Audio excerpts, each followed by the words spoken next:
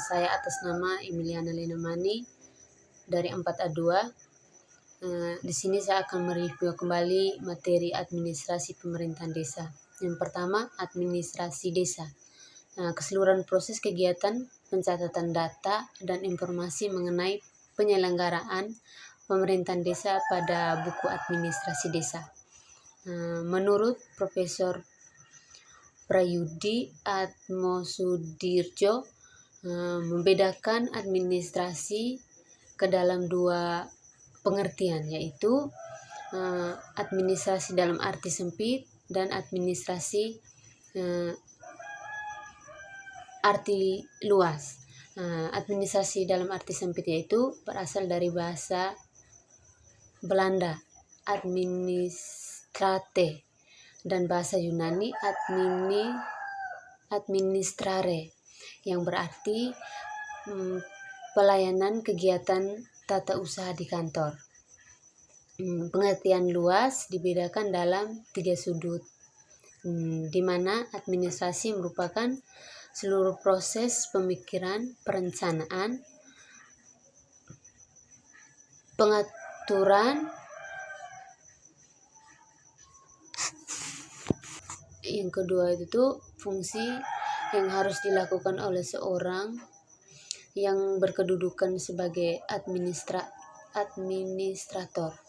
Yang ketiga, institusi di mana administrasi melihat kegiatan dalam suatu lembaga melakukan aktivitas tertentu. Berikut itu perbedaan pemerintah desa dan pemerintahan desa. Pemerintah desa itu sekelompok orang yang secara bersama-sama memikul tanggung jawab terbatas untuk menggunakan kekuasaan.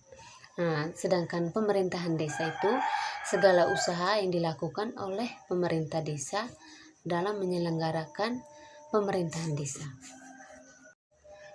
Selanjutnya di struktur organisasi. Struktur organisasi ini pemerintah desa yaitu kepala desa yang dimana ada sekretariat yang dipimpin langsung oleh sekretaris dan dibantu oleh 3 kaur. Dan ada unsur teknis. Unsur teknis itu kepala seksi dan unsur kewilayahan. Unsur kewilayahan itu tuh kepala dusun. Kepala dusun itu sesuai dengan luas wilayah di desa tersebut. Sedangkan pemerintahan desa itu kepala desa, perangkat desa, dan BPD. Yang berikut tentang RPJMDes, RKPDes, dan APBDes. RPJMDes, Rencana Pembangunan Jangka Menengah Desa, adalah dokumen perencanaan pembangunan desa yang memuat visi misi, strategi, tujuan, dan program pembangunan desa untuk jangka waktu 6 tahun. RPJMDes disusun oleh pemerintah desa dengan melibatkan masyarakat desa. Rencana kerja pemerintah desa adalah penjabaran tujuan dari rencana pembangunan jangka menengah desa yang membuat program kegiatan dan sub kegiatan pembangunan desa yang akan dilaksanakan dalam 1 tahun anggaran rencana pembangunan jangka menengah desa tersebut. RKPDes disusun oleh pemerintah desa dengan berdasarkan hasil musyawarah perencanaan pembangunan desa atau Musrembangdes. APBDes, anggaran pendapatan dan belanja desa. Dalam rencana keuangan desa yang memuat perkiraan pendapatan dan belanja desa dalam 1 tahun anggaran. APBDes disusun oleh pemerintah desa dengan berdasarkan RKPDes dan disah oleh BPD atau Badan Permusyawaratan Desa. Sistem pengangkatan kepala desa dan perangkat desa. Perangkat desa diangkat oleh kepala desa dari warga desa yang memenuhi persyaratan. Kepala desa dipilih langsung oleh penduduk desa dalam pemilihan kepala desa. Yang berikut sistem penggajian kepala desa dan perangkat desa. Kepala desa itu sendiri gajinya 2.400.000 setara dengan 120% dari gaji pegawai sipil atau golongan 2A. Sekretaris desa 2.200.000 per bulan setara dengan 110% gaji pegawai negeri sipil. Perangkat desa 2 juta per bulan setara dengan 100% dari gaji pegawai negeri sipil. Manajemen pelayanan publik di desa.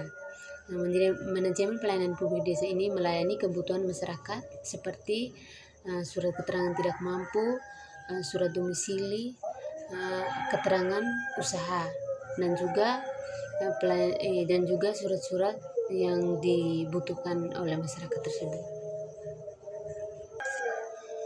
Undang-Undang Nomor 6 Tahun 2014 tentang Pendapatan Asli Desa. Pendapatan asli desa itu sumber pendapatan yang pertama gotong royong, BUMDes, swadaya, dan partisipasi. Yang kedua itu dana transfer. Dan transfer ini ada 3, dari pusat atau APBN, yaitu dana desa. Kalau dari provinsi itu APBDes, yaitu bantuan pemerintah. Kalau yang di kabupaten atau kota atau BPBD kabupaten atau kota itu ada 3 admin alokasi dana desa, pembangunan, dan badan himpunan pajak, atau yang ketiga itu tuh pendapatan lainnya.